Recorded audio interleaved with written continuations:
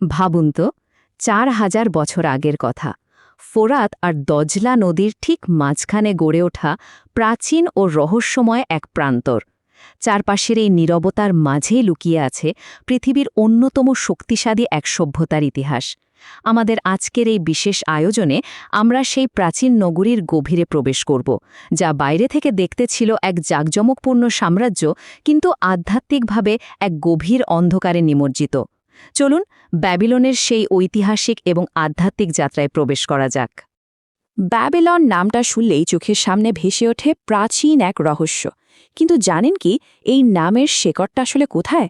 প্রাচীন আক্কাদীয় ভাষায় এর নাম ছিল বাব ইলিম, যার অর্থ হল ঈশ্বরের দরজা বা দেবতাদের দ্বার।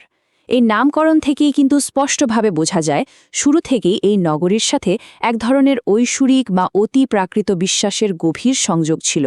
মানুষের কাছে এটি শুধু একটি ভৌগোলিক স্থান ছিল না, বরং একে বিবেচনা করা হতো দেবতাদের সাথে যোগাযোগের এক পবিত্র মাধ্যম হিসেবে।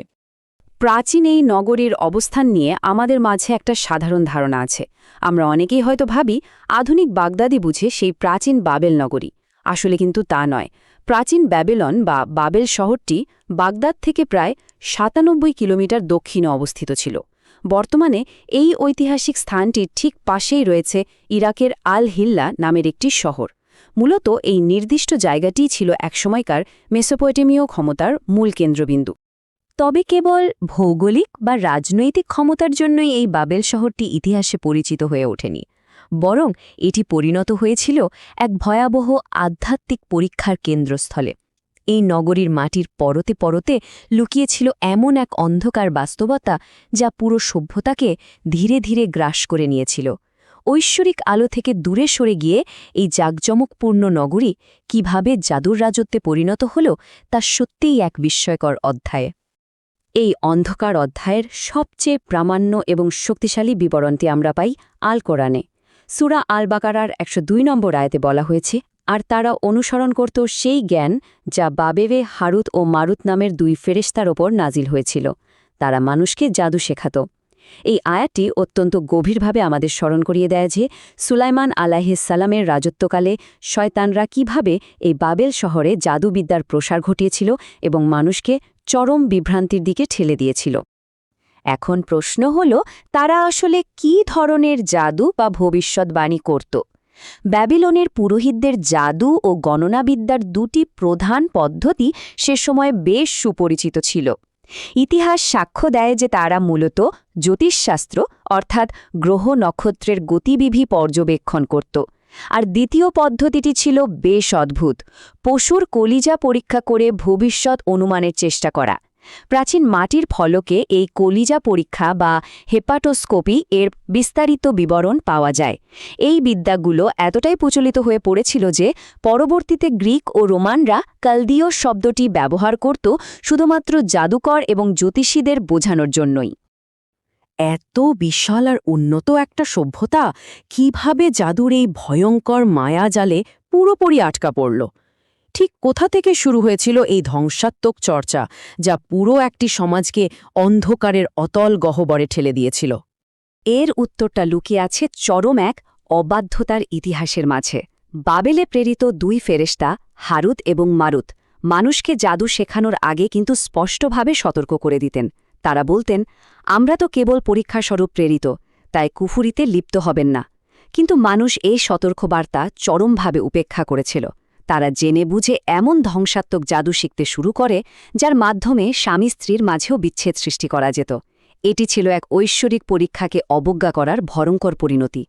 ভেতরে ভেতরে যখন এমন চরম আধ্যাত্মিক অন্ধকার, ঠিক তখনই ব্যাবিলনের বাইরের জাঁকজমক ছিল চোখে পড়ার মতো।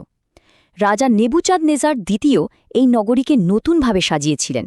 এর সবচেয়ে বড় প্রমাণ হল এতেম্যান আংকি, একটি বিশাল থাপ বিশিষ্ট মন্দির বা জিগুরাত, যা পুরো মেসোপটেমিয়ার বুকে মাথা উঁচু করে দাঁড়িয়েছিল। অনেক ইতিহাসবিদ মনে করেন এই সুবিশাল জিগুরাতই হল তাওরাতে বর্ণিত সেই বিখ্যাত বাবেলের মিনারের মূল ভিত্তি।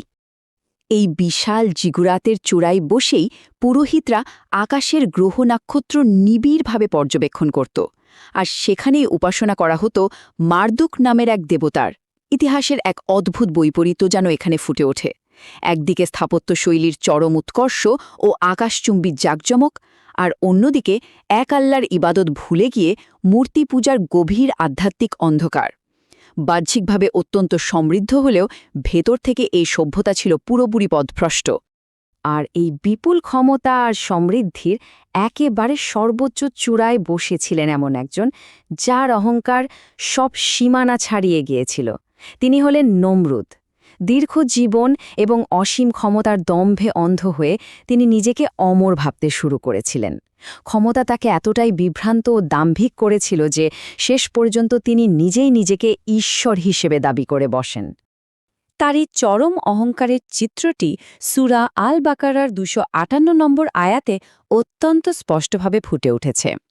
বিতর্কের এক পর্যায়ে যখন ইব্রাহিম আলাইহিসসালাম অত্যন্ত শান্ত ও দৃঢ় কণ্ঠে বললেন, আমার রব তিনি, যিনি জীবন দান করেন এবং মৃত্যু দান করেন, তখন অহংকারী নমরুদ নির্দ্বিধায় উত্তর দিয়েছিল, আমিও জীবন দিই এবং মৃত্যু দিই। এই একটি ঘটনা প্রমাণ করে যে নিরঙ্কুশ ক্ষমতা কীভাবে একজন মানুষের বিচারবুদ্ধিকে পুরোপুরি অন্ধ করে দিতে পারে। নমরুদের সেই দরবারে প্রধান পুরোহিত ছিলেন আজার। তিনি ছিলেন মূর্তি পূজার প্রধান পরিচালনাকারী এবং এই অন্ধকারের এক অন্যতম প্রধান স্তম্ভ। ভেবে দেখুন পরিস্থিতিটা, রাজনৈতিক ক্ষমতার পাশাপাশি ধর্মীয় এবং আধ্যাত্মিক ক্ষমতাও ছিল শিরেক এবং মূর্তি পূজার এক নিশ্ছিদ্র বলয়ে আবদ্ধ। চারদিকে সত্যের কোনো আলো অবশিষ্ট আছে তা যেন কল্পনা করাও কঠিন ছিল। কিন্তু ইতিহাসের সবচেয়ে বিস্ময়কর অধ্যায়টি সম্ভবত এখানেই। তাওহীদের সবচেয়ে বড় পতাকাবাহী ইব্রাহিম আলাইহিসসালামের জন্ম হয়েছিল এই প্রধান পুরোহিত আজারের ঘরেই। সূরা আল আনামের ৭৪ নম্বর আয়াতে বলা হয়েছে, স্মরণ করুন যখন ইব্রাহিম তার পিতা আজারকে বললেন, আপনি কি মূর্তিগুলোকে ইলাহ হিসাবে গ্রহণ করছেন? আমি তো আপনাকে এবং আপনার কওমকে স্পষ্ট বিভ্রান্তিতে দেখছি। এক মূর্তিপূজকের ঘরে জন্ম নিয়েও এমন প্রশ্ন করার যে সাহস, তা সত্যিই এক অভাবনীয় ঐশ্বরিক নিদর্শন।